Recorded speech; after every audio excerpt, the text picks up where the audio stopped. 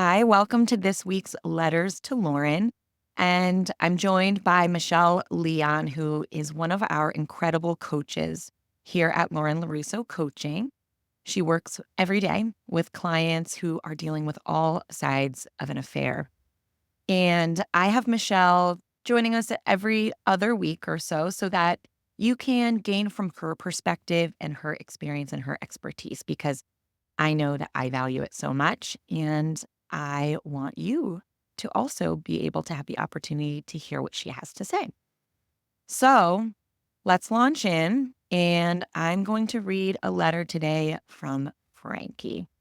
And Frankie writes, "Dear Lauren, I always find myself in cheating situations in my relationships.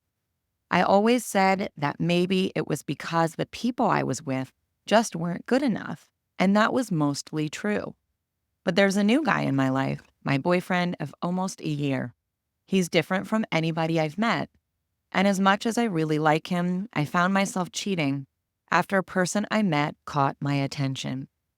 I started seeing everything my current boyfriend didn't do and what the other person might have to offer. I was caught and genuinely felt horrible and want to earn my partner's trust back. But I'm also afraid I might find myself in that situation again. What can I work on or try? Sincerely, Frankie."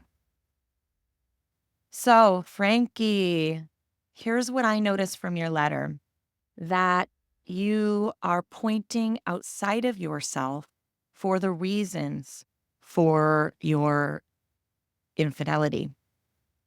And if you point outside of yourself for the reasons for your infidelity, you're always going to find a reason to be unfaithful, because human beings are flawed and we're annoying and we are yucky and we are never going to fulfill all of anyone's anything.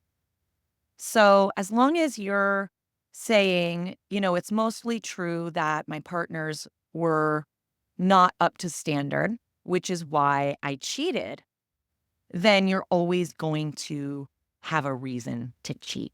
And so fast forward to your current relationship and you are as happy as you've ever been.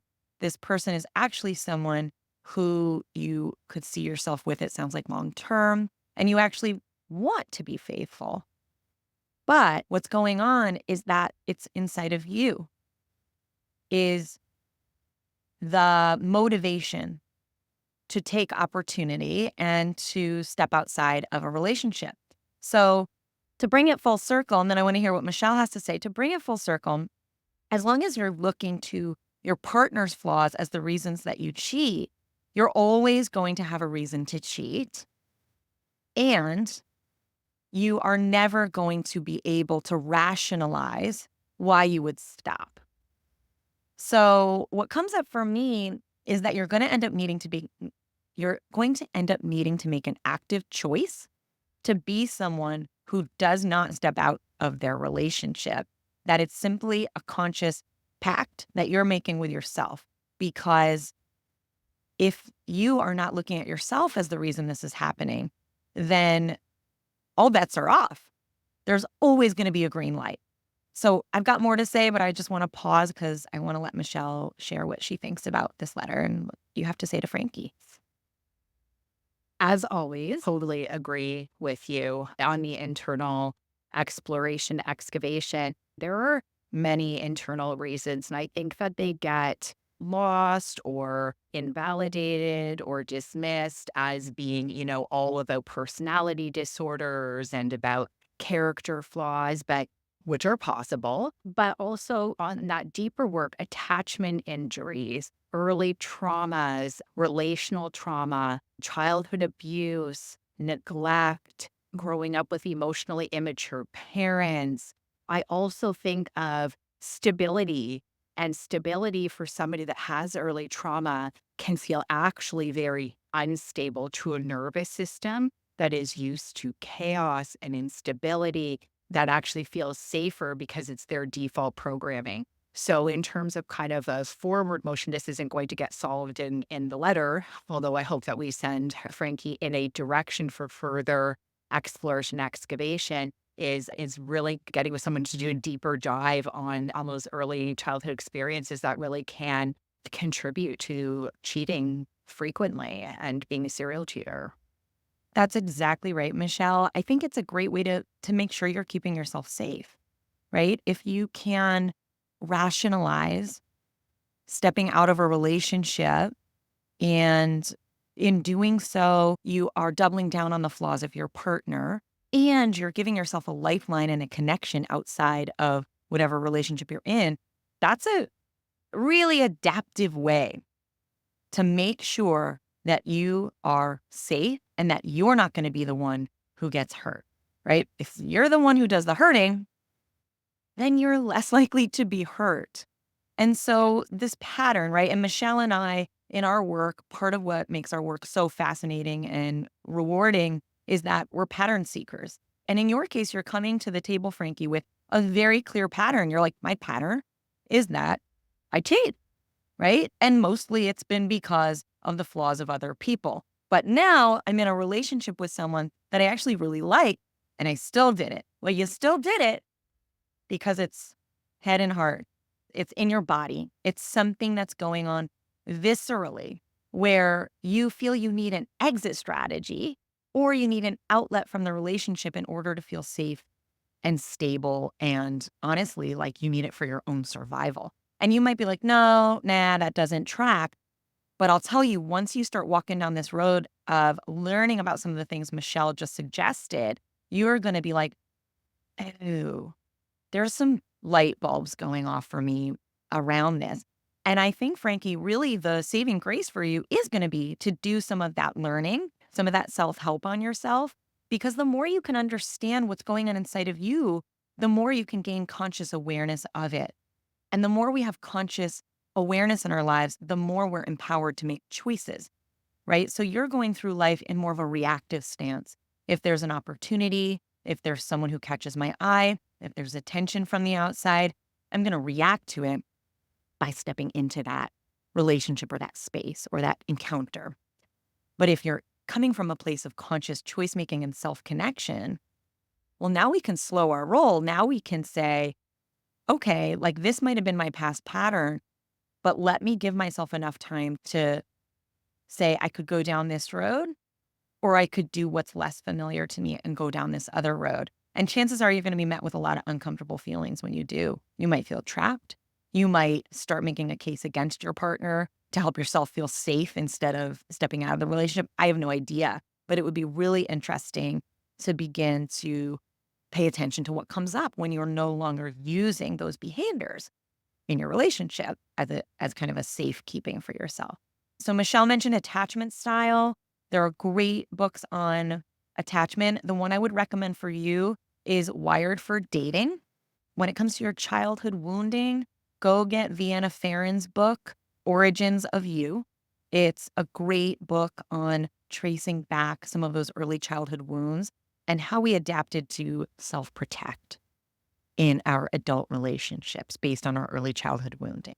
So, Frankie, my takeaway for you is I want you to not only do that deep dive with yourself that Michelle and I are talking about, do that self-learning, but I also just I want you to ask yourself what you have to grieve if you give up this pattern for yourself. I want you to ask yourself what you would have to let go of if you simply made a conscious choice to not cheat on your partner because you value the relationship and you don't want to lose it, knowing that everyone has flaws and there will always be a reason that you can come up with to cheat. So when we give up any kind of behavior, we have to sit in the discomfort of what that means for us to not have that behavior. And I don't want you to get caught by surprise by that. I want you to be able to sit with that and ask yourself, what am I giving up when I seek to change this behavior? What are your parting words, Michelle, for Frankie? Just to further to what you were saying is that cheating is often a coping or maladaptive coping mechanism, especially when it comes to being vulnerable in relationships. And I think it's underestimated the impacts of an emotional neglect in our childhoods that the more overt abuse is kind of more obvious, but that it can't be understated that even emotional neglect can contribute to difficulties in relationships as adults. So I really encourage her to go down and to get the 2 books that you suggested, even adding on maybe Lindsay Gibson's book of Adult Children of Emotionally Immature Parents, which I love. Also, Running on Empty, which is a book on being raised in an emotionally kind of absent parenting relationship. Because I love that you brought that out, Michelle, a little bit more, kind of the emotionality of your childhood, because it's so easy to be looking for validation and to be attached to the gate of another in order to feel worthy, right? When our parents did not love us unconditionally, meaning that no matter what we were doing or what we weren't doing, how we were or who we were, they loved us unwaveringly. We may be out there looking to fill those emotional voids. Yeah. I mean, And the books that we're talking about really pull that out because it's really hard to identify, especially if you had the physical needs that I had a house and my parents had a job and I was even like middle class, upper class, and I had all the things and I had the shoes. We're talking about the emotional neglect, which is really hard to parse out. So anyway, we don't know. Obviously, we're just getting a letter, but it's something worth exploring for sure, especially in a self-identified kind of serial cheater and this pattern identification. This is definitely worth a road going down for sure. yeah. And I'll just add to that some folks might listen to this and say, why didn't you suggest exploring non monogamy? Maybe this letter writer is not monogamous. You could always explore that. But I will say, because you come with this pattern and because you're using the flaws of your partners to rationalize your behaviors, and because you're in monogamous relationships, I'm venturing a guess that you actually do deeply want to be safe in a loving monogamous relationship. That's just my guess. But you always can explore and look into and read about non monogamy. But again, is that just an avoidance tactic? If you have an avoidant attachment style, it's certainly a great way to keep yourself safe to make sure that you are not overly attached to any one person. So, with that being said, Frankie, we love you because you wrote this in so honestly and beautifully. And I love that you are copping to your stuff and that you want to change your ways. And it's the walk of one step at a time. So, Michelle, thank you for joining me for this letter. And we will talk to all of you next time. I hope this helps. Bye. Bye.